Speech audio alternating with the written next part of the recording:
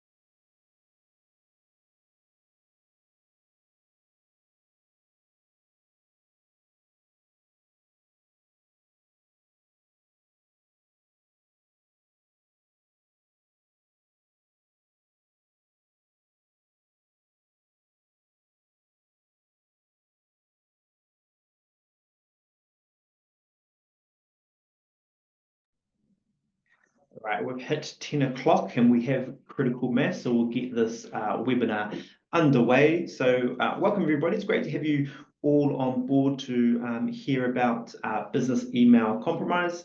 So if we just jump to the next slide there, Tom, this webinar, as I said, will be business email compromise, which we'll go through and explain in a second. And while it is mostly focused on businesses, a lot of the things that we'll talk about can also obviously be taken on as us as individuals as well. Just some housekeeping before we get started. So if you have any questions at any point, use the Q&A box at the bottom of your screens there. So use the Q&A box as opposed to the chat box. That just makes it a bit easier for us to manage. We'll try and ask those questions at a natural pause in the presentation, or we'll try and keep those to the end if they're better suited towards the end. So quickly, just to introduce ourselves, my name is John Mollo. I'm the team leader here at the NCSC. I manage our engagement and partnerships team. Essentially, that team looks after the Own Your Online website and our Cyber Smart Week campaign that you may have seen around. So I'll be the MC today, and our subject matter expert is Tom, and I'll allow Tom to introduce himself. Kia ora koutou, I'm Tom. I'm the team lead for the Threat and Incident Response team here at NCSC. We're responsible for responding to everything that sort of comes through to the NCSC from state-sponsored threats down to individuals having issues with their home networks and security concerns there. Awesome. Thank you very much there, Tom. So now we'll just go into a bit around what NCSC is. So if you haven't heard of us before, essentially we are the government's lead agency for cybersecurity. So last year they merged CERT-NZ and their focus of individuals and small businesses. They merged that into the National Cybersecurity Centre. And now we are the lead agency that's focused on the whole of the economy when it comes to cybersecurity. So right from individuals to small businesses, big businesses, government, and nationally critical infrastructure as well. So that whole economy there.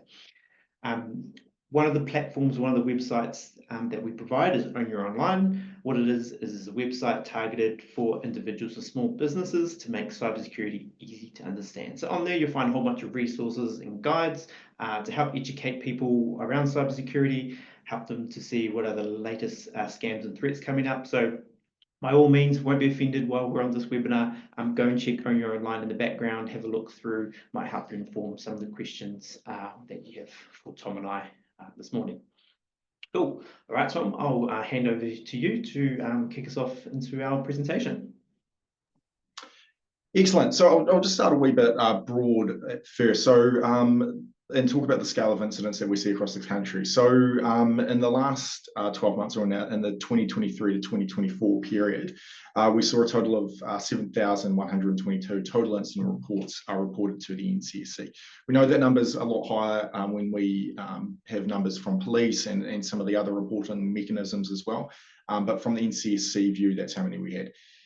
Out of those, 110 were linked to, or indicated links to state-sponsored actors. That's nation states acting against our own infrastructure or businesses within New Zealand for whatever reason that they are doing that for, and that varies. Significantly out of that number, so the rest of the 7,000 odd, a large number of that was the sort of financial crime elements, the sort of business email compromise is one of these, the phishing. And we saw a total of $21 million in reported financial loss. Interestingly, we're seeing a wee bit more Bitcoin and all those sort of different monetary measures or angles coming through into these. But yeah, 21 million was total financial loss. And then again, if you include the numbers that are recorded by the banks and the telcos, that number certainly starts to skyrocket. The majority of these incidents that we had were handled through sort of a general flow of how we respond to incidents, just because they're sort of managed by the small to medium businesses, and what they require is very sort of similar advice, which is really good, and that we've put all that advice on your online. And then the 110 there were for those specialist technical attention, where we'll go in and provide the remediation steps to get that sort of those state-sponsored threats out of there. Importantly, though, what we've seen, so that $198 million is scams and fraud, slightly different to pure cybersecurity incidents, but that's basically anything from people being duped to send something on Facebook Marketplace or other online trading platforms, not just to call out Facebook Marketplace. And you can see that number is quite high.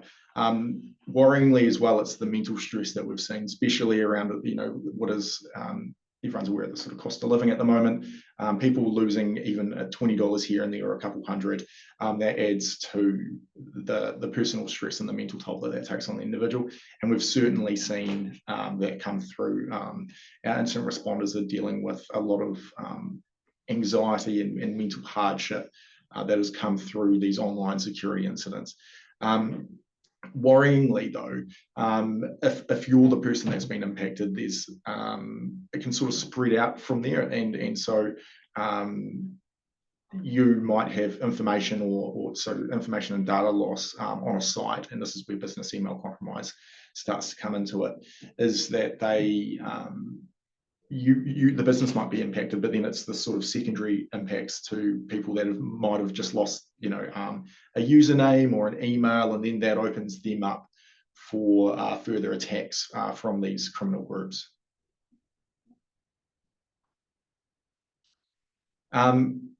Businesses are where we are being targeted in New Zealand, and it's something that isn't really talked about within the business community, and we're trying to really raise that here at NCSC. 36% experienced a cyber attack in the last 6 months. That's pretty high, and incredibly high. Though 55% say that the cybersecurity is a top priority for them. But people sort of have this sort of different perceptions around cybersecurity and everything like that. After I've sort of explained what a business email compromise is, and why we want to talk about that right now. Show some low-hanging fruit that we can, pick and then stop the attackers having easy targets, because that's where they go for a lot of the time is easy targets. And they are a business. That's what a lot of people sort of think, is that they're just sort of some, like as the picture there sort of shows, they're someone in their basement, or not that New Zealanders have many basements, but in a dark room with the windows blacked out and the curtains pulled, and that they're just doing it alone. They're very complex groups, and they do work 9 to 5, and sometimes they have follow the sun models, right? So they'll have different crews placed around the world, so that the 9 to 5 is consistent, much like a multinational business does with their IT help desk. And they are looking for that low-cost solution.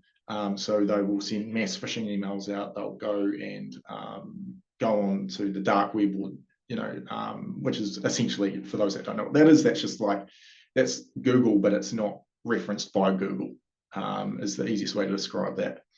And they trade things. They just trade credentials. They'll trade people's passwords, and then they'll send out very convincing either phishing or targeted emails.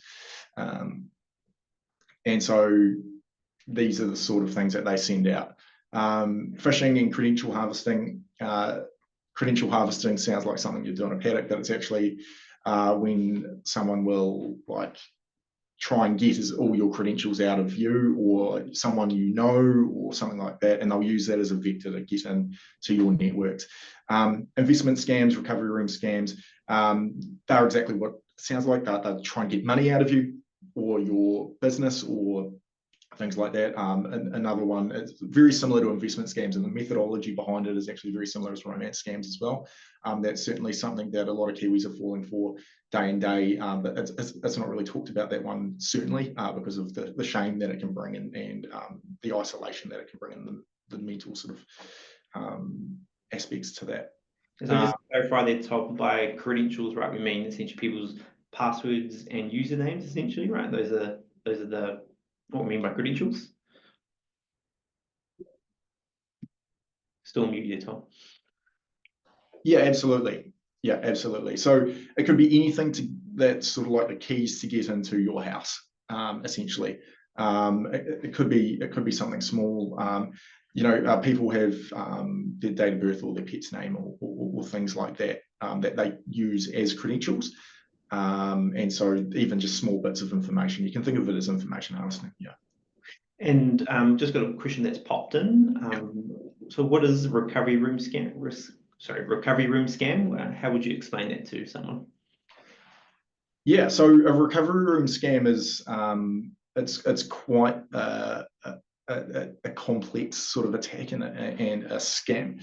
So that is essentially where you will, something might happen to your computer, and then that as a precursor, someone might have done something to you, and then someone will call up, a week later or sometime later, or you might get an email saying, hey, we're Microsoft or Amazon or Google or whoever, Spark, whatever, and they'll say, we're here to fix that problem. They're the ones that actually caused it, but now they're coming in as an authoritative, we're here to help you, sort of, they're the firemen coming to save your house from burning down.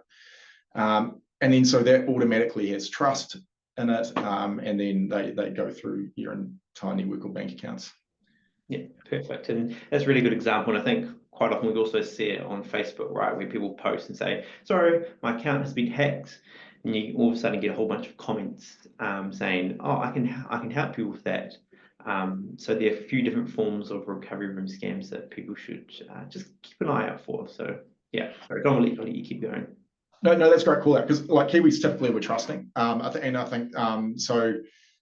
It's a great sort of attitude to have, right? And it's a great sort of aspect of our culture, but it does make us prone to things like this. And the cyber attackers and all these, they know about it.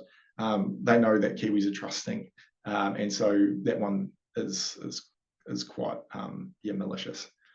And then spoofing. So spoofing is basically they pretend to be you. It is different from business email compromise. It's when your email address is spoofed, the attacker has made it appear that the email has come from you, but doesn't actually have access to your account. Whereas business email compromise, as we'll get into, is when they have actual access into your account. So there's ways that you, and some of the methods that we'll describe later on in here, will prevent spoofing. It's becoming less and less common just due to things being secure by design. So that's when tech companies are actually taking the onus on them and making things secure. It's certainly something that we're pushing to the tech companies and chorus with our partners and overseas. Is we don't get in a car and expect it to come without seatbelts. You get in a car, you expect it to have basic safety features, and that's what we're sort of pushing out to these big tech companies as well, and they're taking notice, which is really good. So, but yeah, spoofing is where they'll pretend to be you, but they don't have access to your accounts. That can happen on Facebook and stuff as well. Like, there's all these other mechanisms that apply to that as well. Before I dive into business email compromise, I'll just open up the floor to any questions on that. I'm happy to take any questions about what's sort of talked about or alluded to. Cool. If we do have questions, folks, we can just use the Q&A box at any point. We'll make the most of Tom's expertise, and we'll try and ask those questions at some point throughout the webinar. We'll hold them to the end, but yeah, we can keep going otherwise there, Tom. Easy. So why are we talking about business email compromise now? It is something that's endured for a wee while, but what really got us concerned was the spike in reports that we saw from law firms in particular. And why are they targeting law firms? Well, that's where a lot of commercially sensitive, personally sensitive information is held. It's also lawyers are protected, have certain legal privileges under the law themselves, which means, in terms of interacting with authorities and stuff like that, they've got certain legal privileges that they hold, which is really important. But also for the vast majority of law firms in New Zealand is that they are small businesses. Think about law firms up and down the country, whether Bell Clutha, Gore, or whatever. They will all have a small law firm that's representing them wherever they are. When you've got small law firms, typically, or small business, typically, they're not. They're thinking about keeping their head above float. They're thinking about keeping employees paid, especially, as people are tightening their belts. They're thinking about how can they expand their business, that, all these things. And then sort of cyber and IT is sort of that thing that just happens under, it's the engine in the car that just keeps on going. But sometimes we sort of need to make sure that that's tuned up, so not to use too many car analogies. I promise I'm not a car person. But so that's why law firms in particular, we think, saw a spike. And also it got picked up, and because of that spike, we also saw that there was a large pickup in the media because of it. So you can see there that there's a bunch of different businesses spread around the country. And yeah, it was quite devastating, especially speaking to some of those victims on the phone. Yes, they lost money, but the mental toll, I think, was a lot higher than I personally thought it was going to be. The feeling of almost being betrayed was quite worrying. But what is a BC? So, there we go. It's when an attacker gets into your email account without you giving them permission. More often than not, you probably have actually given them permission, but not knowingly given them permission. And then they use your email account to carry out attacks. It's also like unauthorized access. The difference there being is with a business email compromise, they're typically just located to your email environment. So I think Gmail, Outlook, whatever you're using. Whereas unauthorized access is when they've got access to the wider network and the file storage systems and things like that. The line does get pretty blurred when you're talking about those cloud accounts. So if you're using Office 365 or Google Workspace are the common ones. Amazon's got their own, that's getting more popular in New Zealand. But when they've got access to that, essentially you can get access to all the different files in the network as well, especially if you're the business owner who has, or a highly privileged user, they can pivot and run rampant. But unlike unlike other attacks, business email compromise is where they target. Sorry, I will go on to the next one. They basically go in very like a scalpel. It's not. They might get information through phishing and things like that. But more often than not, if you're subject to a business email compromise, you're the target. It's a targeted activity. The reason is it's hard. It's harder to get in. When you're phishing for money or information or whatever, and say, you know, a big box retailer comes and sends you an email and says, hey, we've got a deal for you. And for whatever reason that day, you're just like, I really want that. They're after money. Business email compromises, they want money, but more importantly, they want your access to others. It's sort of like a center point, or it's hub and spoke. And because of that, that's where it gets really dangerous. So how they do it, they can guess or code crack weak passwords without two-factor authentication. That's where it gets worrying. They can find details in credential dumps. So this is a whole industry that exists where people, as I said before, trade information. And so you might be, I don't know, using a web service. Their security is weak, but your information then can get exploited because someone else's security was weak. Remember when we had the COVID lockdowns, it was because we needed to protect others.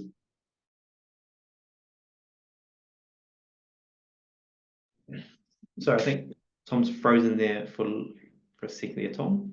Just want to go over that point again around COVID and protecting. Yeah, it's the same thought process around COVID, right? A lot of the reason why people were isolated or were asked to isolate was because, you know, we didn't want to give the chance to infect others, right? When you've got credential dumps and someone is infected or they've been accessed, they've got the ability, you know, all. So I think that's the internet going there again. So what Tom's, I guess, trying to outline there is the credential dumps or the data breaches that can happen. So you might sign up to a service. It could just be like an online game, right? And you've inputted your email and password. That is compromised, but you've used that same password for your email, or you've used that same password for your banking, and that's where the sort of issue lies there. So Tom, I don't know if the internet has. Yeah, hopefully that wasn't a cybersecurity issue. That would be a bit embarrassing. Yeah, well, it's good. I guess it's good to see even a cybersecurity organization, Yeah. internet can not be as reliable, but it's what I'll do. I'll share the slide. I'll share screen.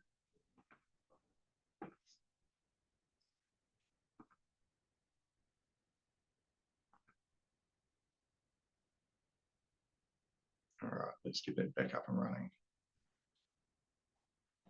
Sorry about that, folks. Slide. Is that all good? That's good. Yeah. Cool. Excellent. Yeah. So there's many different ways. I'll just keep going. There's many different ways that they can get in. But yeah, importantly to know, with business email compromise, it is targeted, and they want those businesses because of their access to others.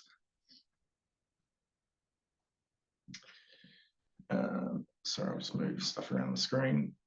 So then what happens? So once they're into your network or into wherever they're, you know, into your email account, they can pivot and they can do a bunch of other stuff. So they can use your account to send out invoice scams, and this is when it typically looks like spoofing. They can send out malware. They can send out phishing emails.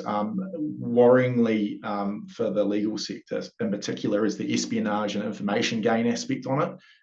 They might often, or they might be using your networks to find out information on clients. As we'll talk about in the next section about a bit of a case study, that can lead to massive financial harm for your clients and or for the law firm itself, but also depending on who your clients are, they might be they might be people that they can then use that information for other malicious purposes. Cool. So this is what a case study looks like. So basically, this is something that happened very recently, it was, you know, it's pretty agnostic and pretty typical of what we see for business email comprise. So an attacker gains access into a staff member's account, and then the attacker can set up a auto forwarding rule so that all incoming and outgoing emails are sent to the attacker without the staff member knowing. Why is that dangerous? It means that they don't need persistent access into your email account. Persistent access can be hard. It means that you have to dedicate resources to basically make sure the pipe's open. If you just set up an auto forwarding rule, basically that means they've got a wee sort of, you know, spy on your network that is just sending stuff out without them needing to be there. The attacker then monitors communications for a period of time and identifies some correspondence with a customer where they might be purchasing a home or making large deposits. You know, and you can, as people would know when they're buying a house or making any large transactions through lawyers, you know, there's a few emails leading up to that point, so they just need to look for those. The attacker then begins corresponding with the client, acting as if they're the staff member, and supplies them the bank account to pay the deposit into. That there is also, they can do it because they've got access to, you know, what normal looks like from that law firm. Very easy to trick them into that.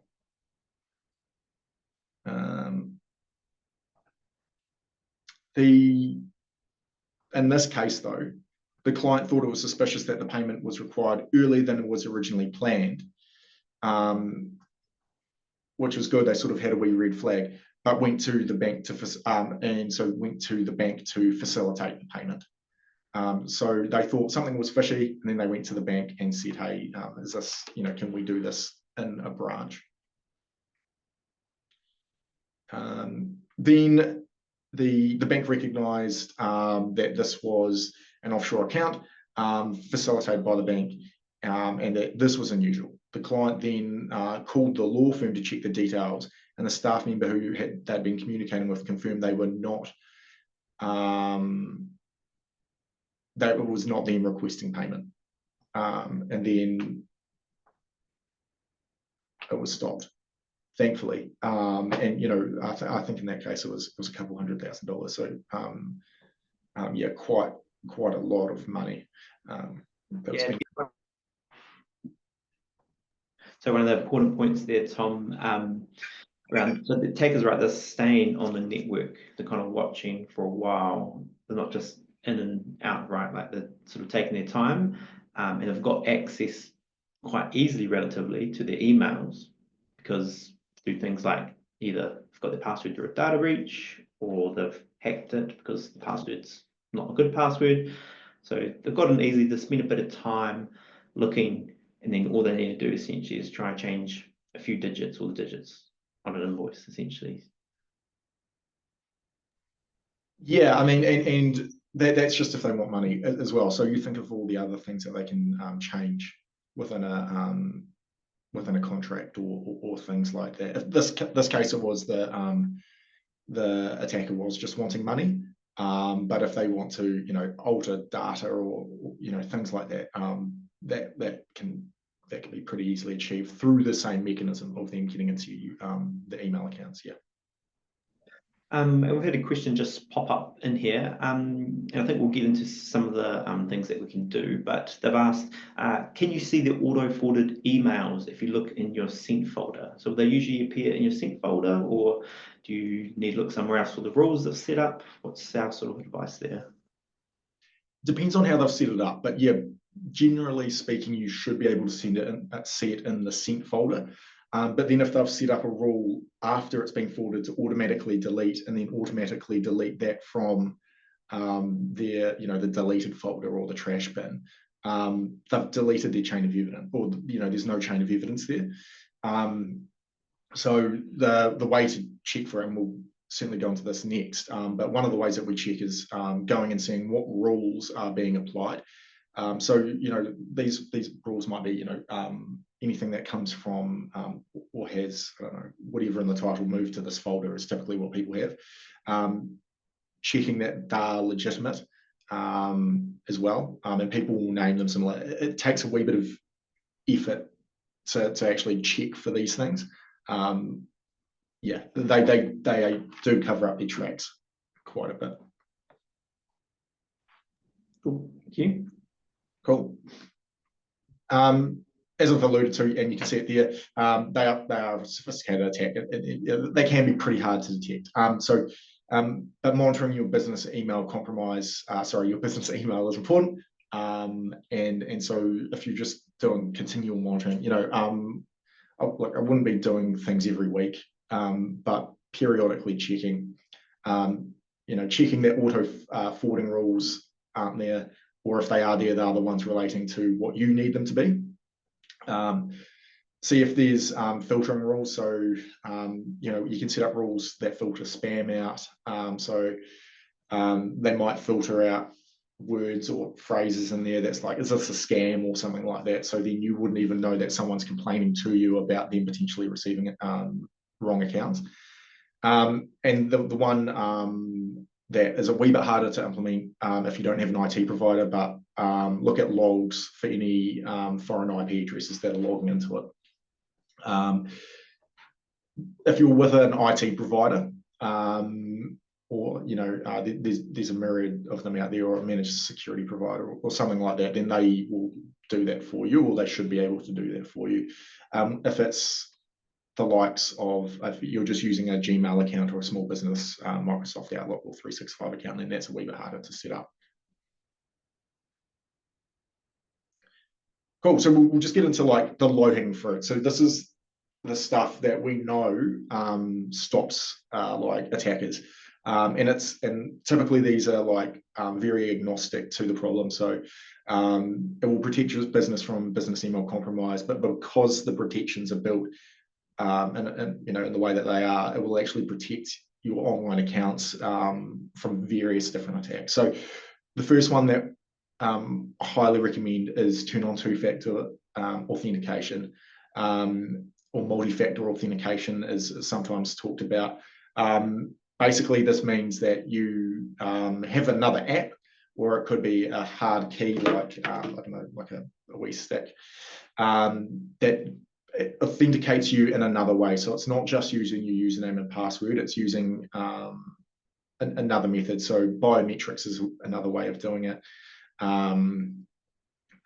There's you know, facial recognition, although that one's, you've got to be careful with facial recognition nowadays, but yeah, that will basically protect you. And then if someone tries logging in with breached credentials, which is, you know, which unfortunately is commonplace, you'll get a notification saying, was this you that logged into your account? If you are with Gmail or something like that, and have logged in through another computer for whatever reason, you might have received an email saying, was this you? Very similar. But not all 2FA is created equal. Unique codes sent to your phone. That's the most basic form, but those apps, so Microsoft have one, Google have one. I won't recommend, there's multiple, I won't recommend any particular apps. But the ones from your larger trusted providers are pretty good. And then they have various different things. They might have biometrics or a physical key that you plug into your device. But ultimately, two-factor authentication or multi-factor is something that you know, so a password, something you have, which is your phone. So for me personally, if I log into an account, I need to put a biometric on a phone. And which is something I am. So I've got all three. So is it three-factor? I don't know. But you know, it's multi-factor. Just what we've got to pause there, Tom. There's a question that's just popped in here. Hi Tom, you mentioned that you have to be careful with facial recognition. Why is that? Is there a vulnerability, or is there something else that people just to be mindful of around facial recognition? Yeah, so facial recognition is getting into the realms of you know, digital AI and all that sort of stuff. It's not quite there yet, but certainly with the speed at which it's going, it is getting there where someone can pretend to be you with your face on like a Teams call or something like that. So at the moment, so if I turn my head that way, it would be, if it was AI at the moment, it might be a wee bit blurry, and it is quite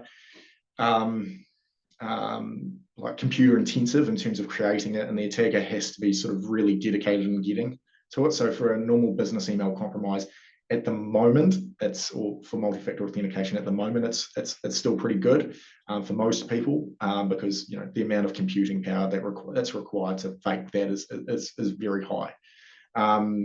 If you're like a celebrity or something like that, someone with a wee bit of notoriety, then I'd strongly consider not using facial recognition for your very sensitive accounts. When it comes to face unlock on your phone and things like that's absolutely fine. It's more so logging into things through an application on, like, I don't know, online or something like that. Somewhere where there's more likely for someone to be in the middle and interdicting things. Is that it's at the moment it's still pretty good, but the life on that is on that piece of technology is quickly Cool. being beat. Yeah.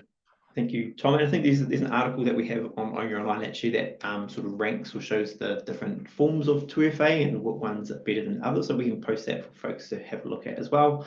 And that actually kind of leads nicely into one of our next questions is, can you explain biometrics, please?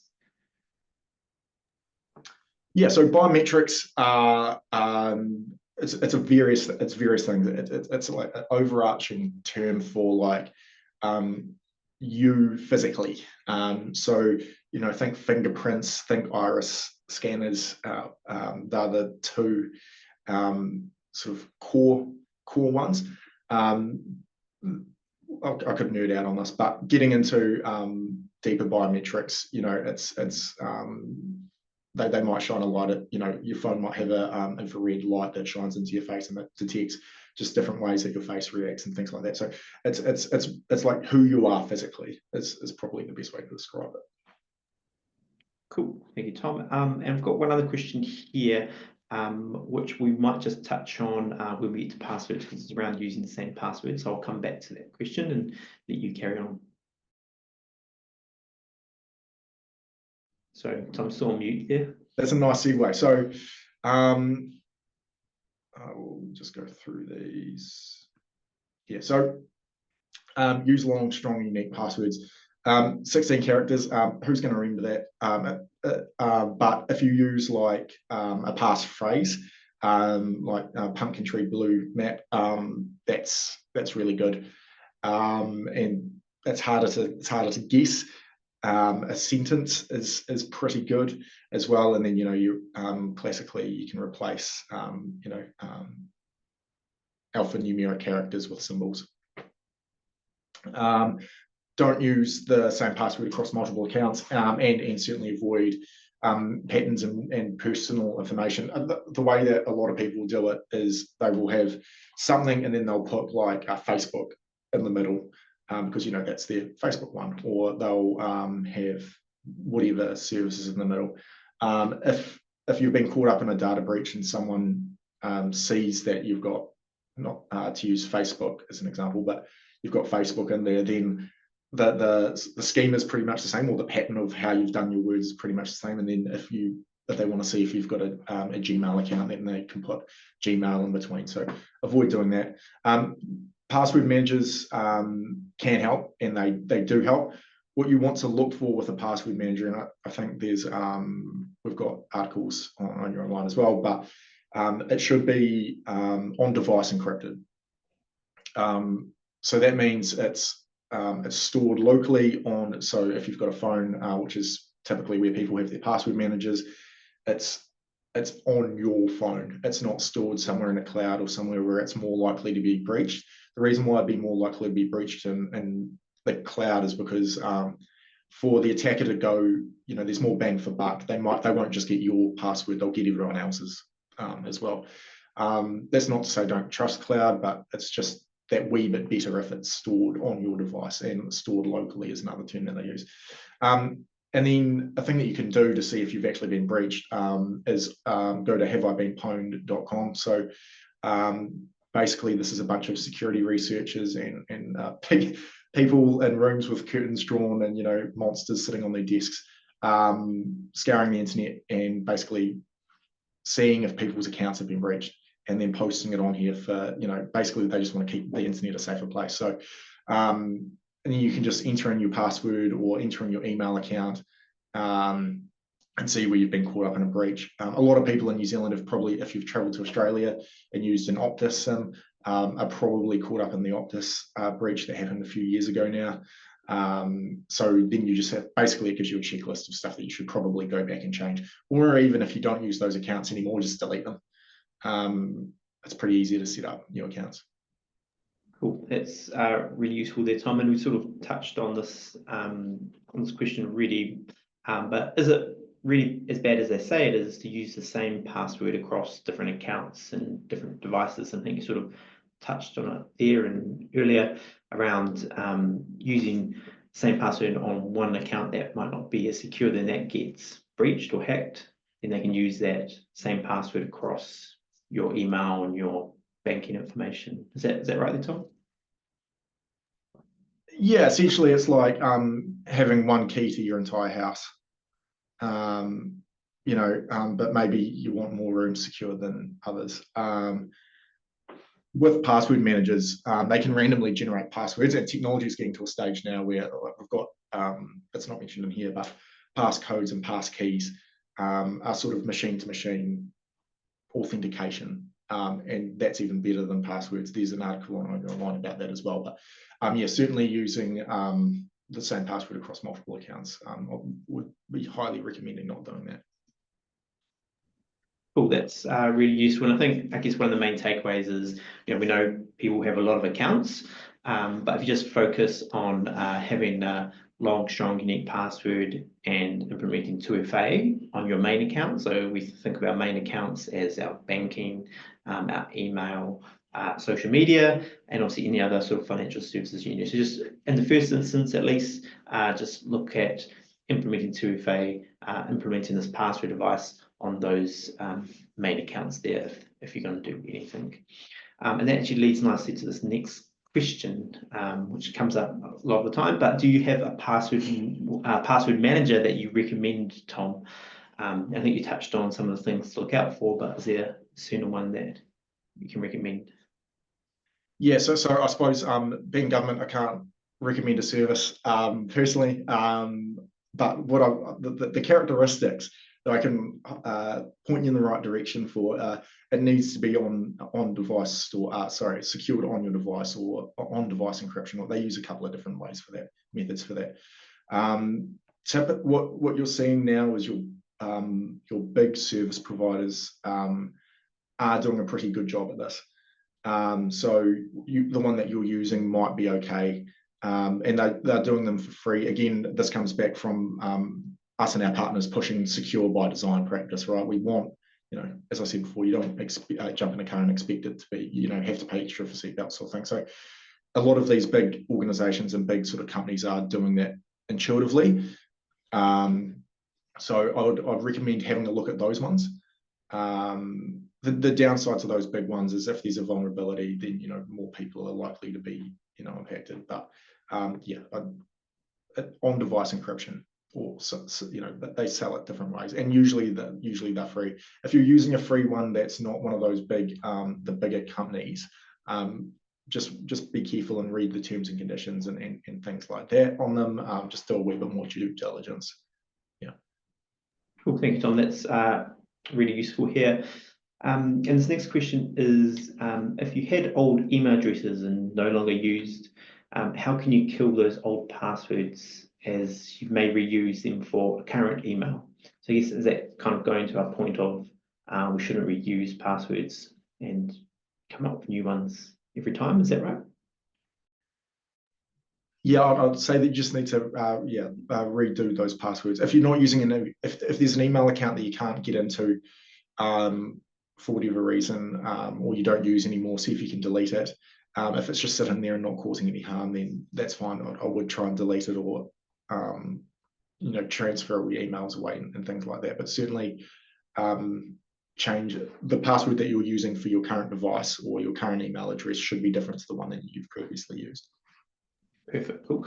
And we've just got one more question before I let you move on, but do keep your questions coming in, team, and we can get to the remaining ones at the end of the webinar. But this next question is, what do you mean by secured on-device encryption there, Tom? I think when we were talking about password managers, we mentioned that. Yeah, so that basically means that when the password, it's basically where it's stored. It's the box that your password is kept in, and the lock that's on that is really good. So if the password is kept on your device, it's not in another offshore server somewhere. It's kept on your device, and it's encrypted, which means that there's the information in there is jumbled up in such a way that only you and your device has the ability to unlock it. I think that's probably the best way. That's a great analogy. Yeah, awesome. Thanks, Tom. Let you keep going. Cool. So these next two are something if you're more of a business owner or have the ability of a managed security provider, things like that, which are setting up logs and prevent email spoofing. I won't spend a whole lot of time on these, but if you do want to know more information about it, we've got information on Own Your Online or on the NCSC website as well. So, but they're setting up logs. So logs are basically a record of everything that your computer does, and what that helps is if something's gone wrong, or say it won't necessarily prevent anything, but it will help people like myself and the National Cybersecurity Centre and the teams and the people that will come in and help fix it. They'll be able to look through that, and it's essentially a very large Excel spreadsheet. It's not really fun to look through, but then they'll be able to basically say, oh yeah, this is where the attacker got in, this is what they did, this is where they accessed, etc. And then prevent email spoofing. So this is setting up sender policy frameworks and domain-based messaging. DMARC, I won't read the whole thing out, you can read it there. But that's basically policies on your email accounts that authenticate yourself with people that might receive things. If you're using most large sort of, I might say Microsoft 365 or Google or Amazon or all those sorts of things, even some of the other smaller ones, but they usually have this stuff. The DMARC, DKIM, and that sort of last paragraph there. They've usually got those things turned on by default, which is fantastic. It's secure by design. Logs are something that if you're a business, you would want to, your security provider, or even if you're more technically enabled, have that running in the background. Yeah. So that actually ties into one of our questions there, Tom, around how do you set up logs? And so I guess our advice there is to talk to your IT provider. And I guess our advice is these are the sort of things to look at after you've sorted some of the basics out. Would that be right there, Tom? Yes, setting up, certainly do the low-hanging fruit previously mentioned. So two-factor authentication or multi-factor authentication, and passwords and making sure that they are long, strong, and unique. These things here are more like if you're if you're in a business that can do that. Setting up, and actually how to set up the logs is different depending on the technology you're using and how your network's configured and things like that. So I won't go into specifics for different things, but yeah, I'll just to the person asking that question, just look at the technology you're using, search for how to set up logs, and that will give you different methods. If you're using a security provider, or say you're using 1NZ or one of the ISPs and things like that, you can just ask them. It's like, hey, is logging enabled on my email account. Can you set up logging and maybe send me a report or things like that? It does require a bit of technical knowledge to actually read, but if you've got that availability or capability, then I'd recommend doing that. And you can have automated programs that will scan through the logs and say, hey, actually, this isn't normal. And especially now that we've got AI and machine learning, that makes that a lot faster as well. Cool. I'll go on to the key takeaway. So, yeah, as it says, the online security incidents affect us all. So, yeah, was it 110 incidents were nationally, were those sort of state-sponsored and those sort of malicious other nations trying to get into our networks. But the big thing that happens in this country are businesses that are getting attacked through what is essentially cybercrime for financial reasons, or IP stealing, or intellectual property stealing, and all those sorts of things. But if you do get the basics in place, two-factor or multi-factor authentication on your accounts, that really does stop you being the easiest target. And then if you do have an incident or you are concerned, I'll show you in the next slides, but please do report it to us. Very fortunate to have the country's best people working to resolve cybersecurity incidents, and I definitely mean that. They're the best people in the country, and this is what they do for a living, and they really love giving help. And then more as the fence before, not just the ambulance at the bottom of the cliff, or also the fence at the top. And so Own Your Online has some great resources there as well. And if you've got, if you're more IT inclined, the National Cybersecurity Centre website has a lot more detailed. So for that logging question as well, it's got the New Zealand Information Security Manual, which I promise you is the worst reading that you've ever done, but it's the most, it's really important. It sets the standards for how you should be doing things in terms of your own networks. I guess just to sort of reinforce what Tom was saying there, just really focusing on those basics in the first place, and you've potentially heard a lot before around passwords and 2FA, but we know people still aren't taking on that advice. And going back to what Tom was saying earlier, these criminals are a business, so they're going to find the easiest way into our accounts, and that is through passwords and people not having 2FA. So, focusing on the basics, trying to get all staff within the organisation to take on those basics is probably one of the main key takeaways we want people to take away from that. But yeah, sorry, Tom, I'll let you keep going. Cool. And this is basically just how to get in touch with us. cert.govt.nz/report. Call that 0800 number if you want to, or email incidents@ncsc.govt.nz. And general inquiries, go to info@cert.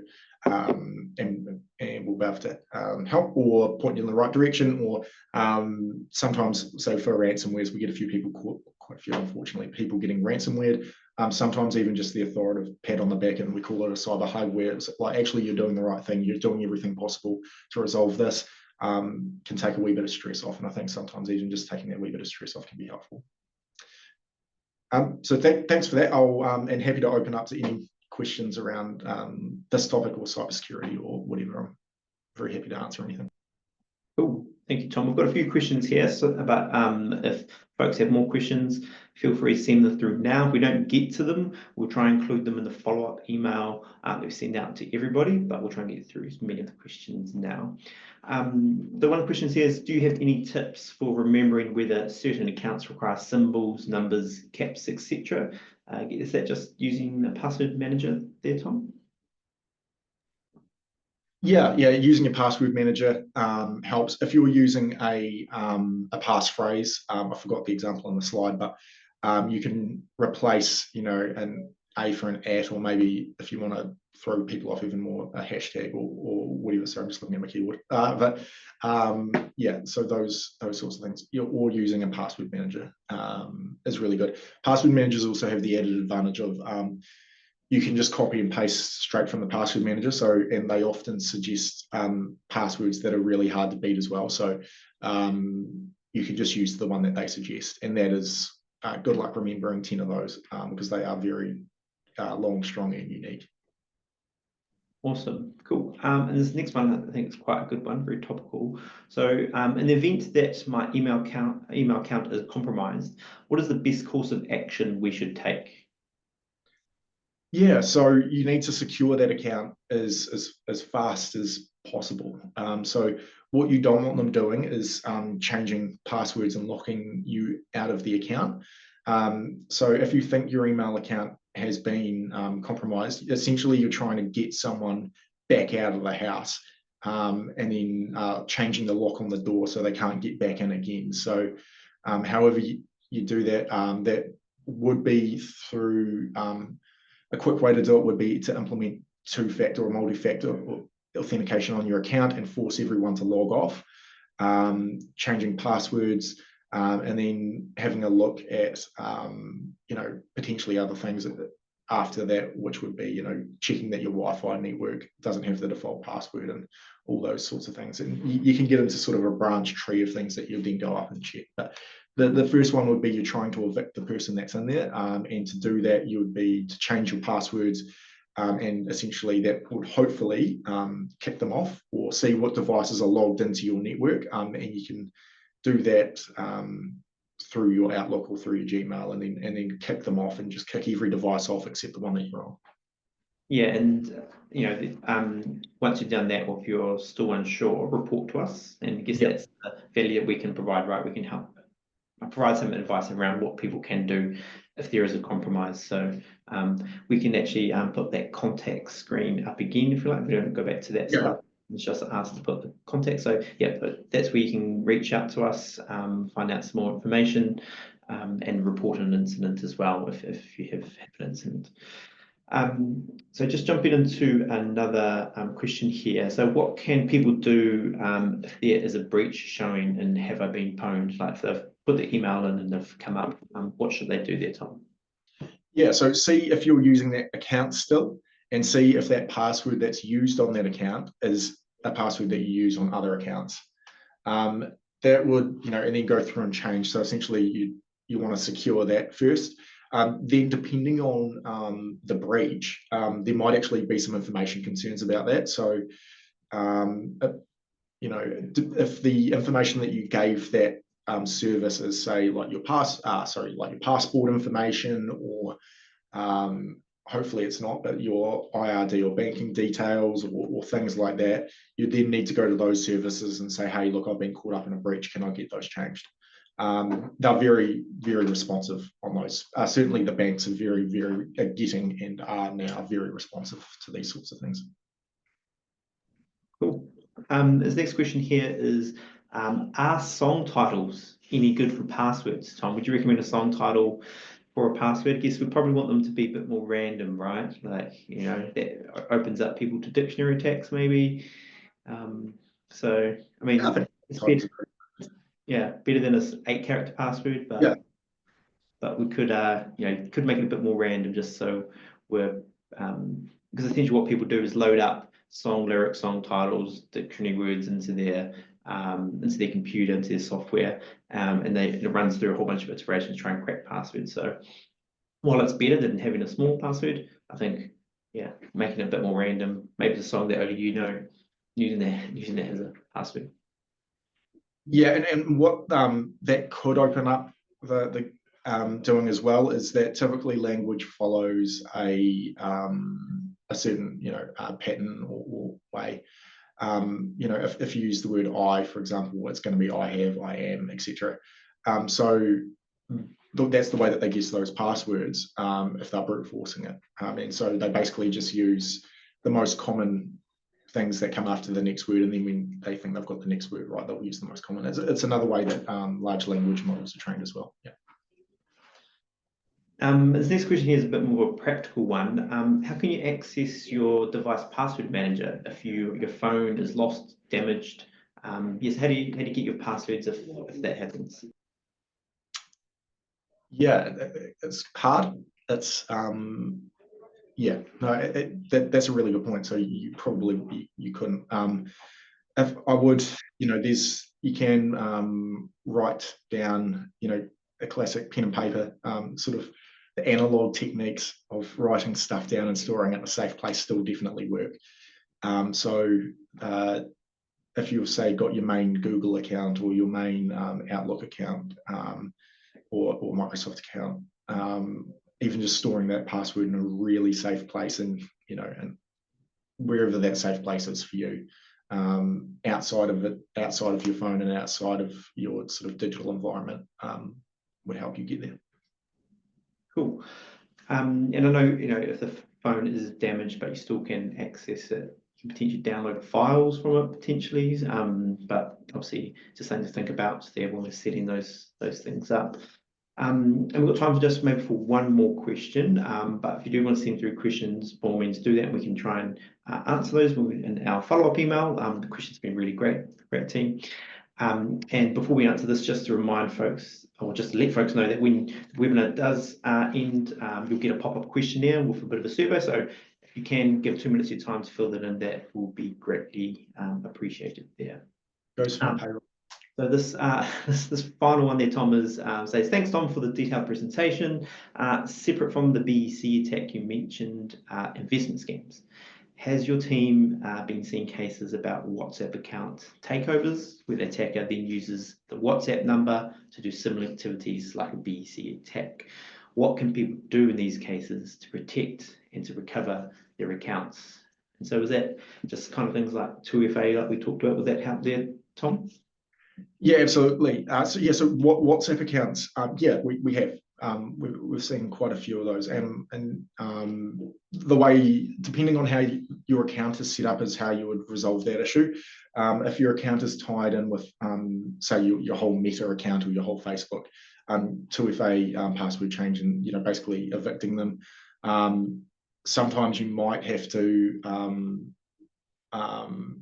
do that locally on the WhatsApp account itself, or you might have to just change number as well. Depending on how your account's set up, that can vary how you would respond to it. I think that raises a good point though for some education material specifically around those sort of digital messaging apps as well. I know certainly we've got some on Own Your Online. That's detailed advice on that would be pretty good for us to do. Cool. Thank you, Tom. And that brings us to the hour. So thank you very much, Tom, for presenting, and thank you to everyone for joining. As I said, feel free to reach out to us if you do have any questions. Check out Own Your Online. Any ideas around what you want to hear about more from us, by all means get in touch and let us know. But thanks for joining, team, and we'll leave the webinar there. Thanks, everyone.